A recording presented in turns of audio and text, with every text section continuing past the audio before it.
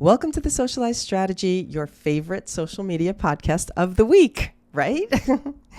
I sure hope so. Anyway, I am back and I want to talk about vlogging and creative styles of vlogging. But before I get into it, I have a little treat for you. At the beginning of the podcast, I'm going to start off with unsponsored by. And that is a new little section, which is only a minute or two, where I'm going to talk about one of my favorite or new favorite products. And whether it's because I was introduced to it by receiving free product, which is what happened today, or something that I've been using for years, each week I'm going to pick something and tell you a little bit about it and why I like it. Because I feel that I don't get to share a lot of my, influencer type things because I don't do that kind of content. And so I decided, you know what? This is my platform. Let's go for it. So today I'm going to talk about Beauty Stat because I just received this from the founder of the brand who reached out to me on TikTok and said, I'd like to send you some products. We've been following each other for years. He is a chemist, a cosmetic chemist, and he used to be a beauty blogger. His name is Ron Robinson. He was a beauty blogger. He'd already worked for brands like Clinique for years as a cosmetic scientist. And so he has all the information. And when he started his blog, he was highlighting, and he was also a social media agency, and he was highlighting other brands. So I don't know, you can read about it when he decided to launch his own brand, but here we are, and he sent me these products. And so I tried different products through time. I've tried different brands that were sent to me, especially when I had cancer and people were sending me things. And I'm really liking this one. So I want to talk about it. First of all, the cleanser, it's like a pea-sized amount, creamy, smooth. And I even take it in the shower now and I use it on my chest. It is a really, really nice cleanser. I love it. The second thing that I'm loving is this Universal C skin refiner because it has that smooth, it almost feels like it's filling in the lines when you put it on, and it's got that silky feel to it. I only know one other brand that I've ever tried that has that in a sunscreen. And this is the first time I've ever seen it in a moisturizer or felt it in a moisturizer. I really, really like it. Also, the peptide wrinkle moisturizer for at night, and these are triple action daily peels. When I read the instructions, it said this one might feel a little tingly, and I didn't experience that with this, but I do get a little tingle sensation with the skin refiner. But anyway, loving the brand. So if you haven't tried it, I would say it's worth a look-see. And I'm going to talk about some of my other favorite skincare brands as we move forward, but I just really like that one. So today is Beauty Stat Day. All right, let's move on to the topic of the newsletter. And I'm going to talk to you a little bit about why I picked this topic for this week. And the things that I'm doing in the studio are always somewhat reflective of the things that I share in the newsletter. But in the studio, we really get into it in a more lesson savvy way. So I'm putting specific lessons up about things, and I'm really getting into the details of commenting on everybody's videos and giving them specific direction. So it's a bit more of a hand holding that happens in there versus me just telling you the information here and then you go off and either you figure it out or who knows what happens. So that's what I really love about the studio. I'm feeling a back and forth, a give and a take, and I'm really enjoying it in there. And what we're doing this week was talking about formatting and how to make your videos YouTube friendly and then also back to social media friendly and back and forth. So if this does interest you and you want to try the studio for 7 days, you can get the benefit of those lessons and those lives. And then, you can decide to stay or not stay. But every week is a really fun topic. And I already have the topic picked for next week. So buckle up, everybody. If you're my studio people, you're going to love that one. And we have a new studio platform. We're over at Mighty, and it's very user-friendly. It's so easy to find what you need, show up for the events, see the chat, be in the chat, and see what everybody's talking about. It's a lot of fun. Okay, let's get into tips for creative vlogging. I always think of vlogging as everybody has their own style of doing it. And most people think vlogging is come with me for a day in the life or get ready with me for blah, blah, blah. That's only one small piece of vlogging, in my opinion. So I'm going to say that you can have your own style of vlogging, and I'm going to tell you what mine is, and it's in here in a little bit more depth. But my style of vlogging tends to be more doing a music video where I show the events of a day and I show it through music and titles. And that is still vlogging. So even though I'm not talking through it, it's still a way of vlogging. It's a creative style of vlogging. So I'm going to start from the beginning and say, okay, where do you start? If you are somebody who is just like, I don't even know how to vlog, like take me back to kindergarten vlogging. And the idea of a vlog is to film clips of your day that you then string together, and you record short clips. And as you put that together, that becomes a day in the life, a story of the day in your life, a story of an event that you attended. So it's a little, think of it as a miniature storybook about whatever that is. So that's why Get Ready With Me is a very traditional style of a vlog, because it's like telling someone to come along with me as I get ready. But other styles of vlogs might be, today I went to Union Square and they were having Earth Day. So that could be considered a vlog when I share the clips of what I experienced at Union Square during Earth Day. So a vlog can be about your day. It can be about a portion of your day. It can be about an event. It's just a story. That's what you've got to think about as when you think of the word vlog.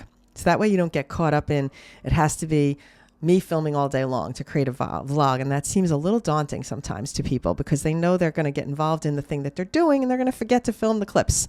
So we have lots of tips for how to do vlogging that I've already shared in the studio, how to successfully do that. So if you're interested in that, you can do a 7-day trial in the studio and go watch the vlogging lesson. But the idea is to either record your voiceover first or shoot all your clips first. It's up to you how you want to do it. A lot of times having the voiceover is really good to have it first, because then you know what clips you want to shoot. Okay, but often you go through the course of a day and things happen that you didn't expect. So then you'll have to revise your voiceover. Most people maybe like to record at the end after they do all the events, make a list of all the things they did that they want included, and then record the voiceover. But still, to me, recording the voiceover before you start editing is still a better strategy. And it may not be the popular strategy, because a lot of people like to string all the clips together and then they're hurrying up to like read their voiceover super fast to get through all the clips. And those vlogs, to me, I feel like I'm playing catch up and I'm chasing, and I feel that the person is chasing to catch up with themselves. That's why I truly recommend, as a professional, because this is what I do in my professional life, in my production life, is audio first and then put your clips on top. Okay, so you're going to, even if you record all the clips, you go through your day, you record all the clips, and then before you start editing, you record your voiceover first and think about, what are all the clips that are going to be in this thing? Let me record it and then put my videos on top of it. That's how I recommend it, okay? It's much better that way. It will save you a lot of time trying to re-record, because you have to say something faster because you only made the shot 3 seconds long and the thing you want to say is 7 seconds long. Okay? So think about that. Of course, today is the noisiest damn day, and I just opened the window and now it's like sirens and dogs and woo! I don't know if you can hear that, but welcome to New York City. Okay, the next part of vlogging is to think about it as narrating the story. So you could do a vlog where you are talking it through in real life. So you could be on camera saying, like I was today, I'm in Union Square and it's Earth Day. And so I could kick off with an opening introduction that's me speaking on camera instead of a voiceover.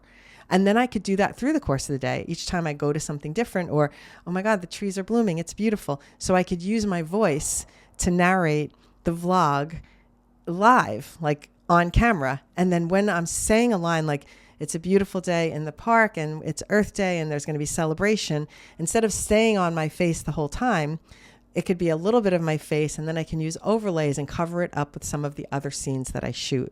So that's another style of doing your vlog. You can use your on-camera self. That is what you can try if it's something that you feel comfortable doing, like turning the camera on yourself and being in public. A lot of people don't even like to do that. But if you are if you can get out of your comfort zone or get out of your skin and feel good doing it, it's so much fun. No one cares that you're recording. No one pays attention to me. I'm recording all the time, walking around New York, talking to myself. I even had that guy shouting at me, "You love yourself." Whatever. I'm making my videos. Leave me alone. I don't really bother when people have something to say about what I'm doing. Take a page out of my book and just don't worry about it. But anyway, once you're if you are comfortable doing that, it is a good way to make sure you capture all the things. because you can have voiceover combined with on camera. You can go back and forth, and you can be very creative.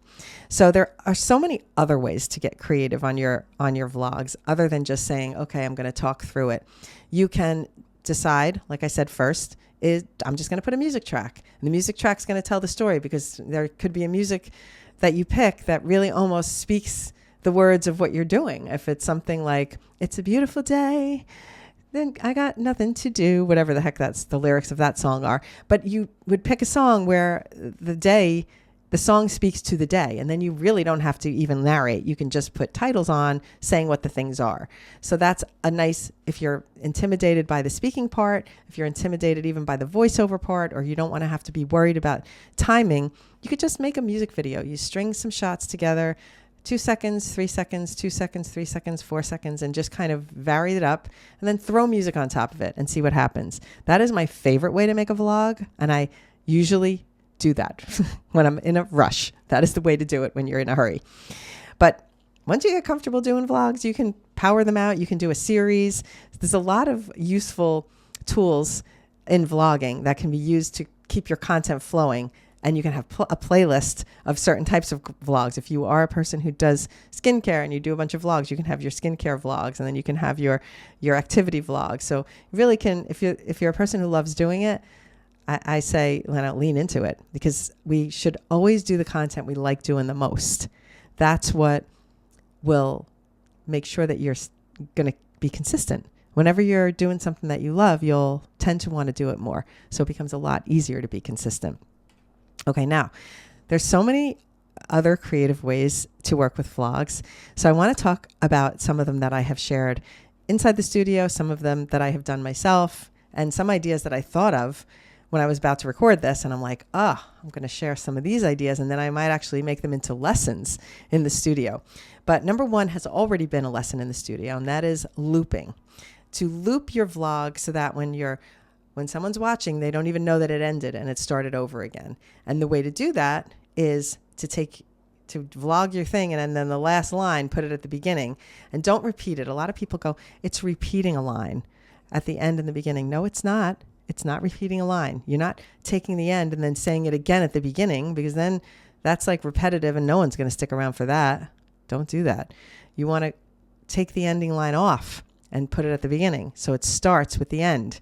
And then when it gets to the end, it's not the end anymore, because the end is back at the beginning. And so it makes people watch it around and around. It's like going around and around in a circle, and it's a song that never ends. You know that one. All right, so that's a really useful tool. I will caution you that you don't want to loop videos that are long. So no one's going to stick around. Most people drop off from watching videos after like 10 or 15 seconds. So no one's really going to stick around for really long videos. It's much more effective to loop videos that are 30 seconds at the most. I mean, sometimes you can loop a minute video, but again, that's a long time for people to stick around to get back to the beginning. Okay, so think about that if you are going to do a loop. The other thing that's fun and can pop your vlog up to another level is to put I can't even speak, is to put a voiceover effect on it, so that it's not just your voice. Especially people who say, I don't even like my voice. There's so many different voice effects, and you could be a narrator, and you could be a trickster, and there's so many fun voice effects especially in TikTok, that you could then save and use those over in Instagram. It's really a good way to make your vlog funnier a lot of times, because sometimes the most mundane voiceover, when it's got a trickster voice on it, is hilarious. I don't know what happens, but certain voice effects just make the content funnier. So if you're looking to be funny, slap a voice effect on it. I'm telling you, you will not be sorry. You will not be sorry. Another trick is to put sound effects. So if you have a story and you're doing a thing and a thing and a thing, and then you hear a door slam, a sound effect like that could punctuate. There could be a bell ringing, so you could punctuate your story using sound effects, and that makes it funny. If you remember Elise Myers, when she was popular here in social media, she would use stickers all the time. So stickers popping on, which is also fun. Some visual interest popping on when she was telling her story, and it was like tacos, and she had hundreds of tacos like flicking all over the screen, and that was one of her early viral videos. So using stickers for humor, using overlays for humor could be fun. The other thing is, Julie's really good at this. I'm not always so good at it. I try to remember, but when she does a vlog, a lot of times she'll transition in and out of the shots so that she knows, like, I swiped to the left on that one, and when she gets to the next thing, she's going to swipe from the right to the left again. So it's going to be a continued swipe. And she really is good at that, because she'll do a thing where she swipes up towards the sky, and then her next shot, she'll start on the ground and swipe up. And so that her vlog sometimes just goes seamlessly from thing to thing. And I love it. But you have to be a planner a little bit for that, because you have to remember, what shot did I do last? What direction was I doing it? And so you have to have this continuous flow built into your head. And we put a sample in the newsletter about a creator that made her whole vlog a transition video. So that's a really, really fun trick if you want to do something unusual. Now, some things that were not in the newsletter that I want to dive into, because I think that we limit ourselves by what's been done before so many times. We just think, well, that's how a get ready with me video has to be done. And then suddenly somebody steps outside the box and does it differently. And then it's like, why didn't I think of that? Because we're always thinking of how it's been done. And we don't always think, how could it be even done better? Or how can it be done differently? So I'm going to challenge you. Like, this is a great example. What if you were starting your vlog off with something completely random that doesn't even connect with the voiceover? So I'm going to make this up. Like, a get ready with me video starts with you literally dancing somewhere. And then it's saying, get ready with me to get ready to go out dancing. So you're already starting with the shot where you ended up. And it's not necessarily a loop video in this case. This is just a draw people in, because you're saying, get ready with me. But the person is obviously not getting ready. The person is already dressed and ready and out. So doing something that is so opposite and jarring to what you're hearing versus what you're seeing, that is a challenge. And that is something that I will challenge you right now on this, as I'm talking about this on the podcast, is what would your typical thing start with, and what would make it completely ridiculous to start it off differently? So think about what you're saying and what could be something that is so not connected with what you're saying that you could start off with. Those are the kinds of things that get the attention. It's funny, if I think about all the people who have become trendy, like the, very demure, it's hilarious, because if you think about Jules, even her angle of her camera, it was like jarring, because she wasn't in the whole camera a lot of times. She was at the bottom of the frame, and she's like, it was a terrible angle, yet it was jarring. So I think what I want you to take away from this is that it's great to understand how to do the things the traditional way, the way everyone's doing them. But I think what sets people apart is when they take a step back and go, I'm not going to do it like everybody else. And I, when Julie was growing up, I used to say, you don't have to be like everyone else. Well, because everybody's wearing, and I'm making this up, like Converse with, their dresses or whatever. You don't have to do that. But she was the opposite. She actually wore Converse with dresses when no one else was doing it. But anyway, my point is, I used to tell her this all the time growing up, like, just feel your own self. Like, what would make you feel good? So if you have a video and everyone's doing these things in this way, and you think, oh, I got to do it just like that, I'm here to tell you, you don't. You really don't. You do it completely different, and you could be completely silly and off the wall funny, or not funny, or serious. But you can take yourself away from the norm and think about what you're going to put on the beginning of your video instead of the traditional, today we're going to blah, blah, blah, and we're going to walk, come. It could be so funny, like, cross the street with me as I get ready for, and it's like, cross the street with me. That's a ridiculous statement. That's not anything. But sometimes, like, I think of that because I did a vlog recently where I was on my way to teach a video production workshop at a corporation. And my first shot was me crossing the street, talking about how I was so excited to go to this workshop where I was going to teach these executives how to create videos. So when I think about it now, and I was crossing the street, I could have started that off, cross the street with me as I head to a video production workshop. that would be funny, But sometimes I don't think of the things quick enough on the spot when I'm in it. It's really nice to be able to advise now when I look back at my own content and think, oh, how could I have made that more engaging? And that would have been a funnier opening than just, I'm heading to Rockefeller Center where I'm going to teach these executives how to make videos, and I'm so excited about it. It's fine. That was truly what I was doing. But I think it would have been funnier to do a funny line that's like, cross the street with me instead of get ready with me. Or come with me instead of come with me. I would say cross the street with me. Just something absurd, I think it's like the idea of social media isn't necessarily to be the most absurd, but it's like to be the person that is not just following the line of everyone else. That is it for today. I've been talking for way too long. I'd love to hear what type of vlogs you enjoy watching the most. Is there a specific style you enjoy more than another style?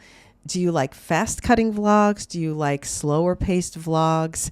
There's so many different styles, and you can create your own signature style. One thing I have said, and I've said it before, I don't know if I said it in my studio a lot, but I know I've said it a lot because it's one of the things that is one of my pet peeves.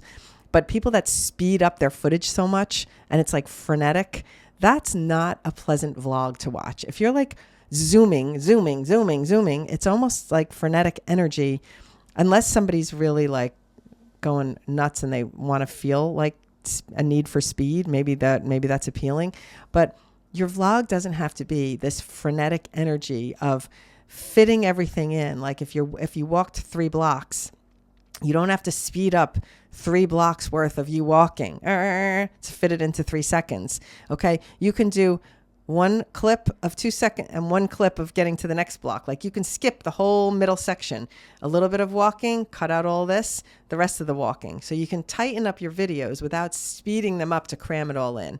So I'm going to leave you with that because that is that is a mothership peeve. So I'm going to leave you with that. Don't speed up your videos to try and cram everything in. Just make shorter clips, and then you can cut the same clip of you walking down the street, cut out 25 steps forward, and then cut the next part of the walking down the street. So you have 2 seconds and 2 seconds. That's 4 seconds instead of taking 20 seconds of walking and speeding it up to 4 seconds. All right. That is my hot tip for today. Please don't do that. It's not pleasant at all for the viewer. And I'd love to hear what other styles of vlogs you really enjoy. Do you like music video vlogs? Do you like when the person's talking on camera? Do you prefer the voiceover? What's your favorite type of vlog? Tell me in the comments. All right, have a good weekend, and I will see you next Friday. Have a happy Easter for those that celebrate. Bye.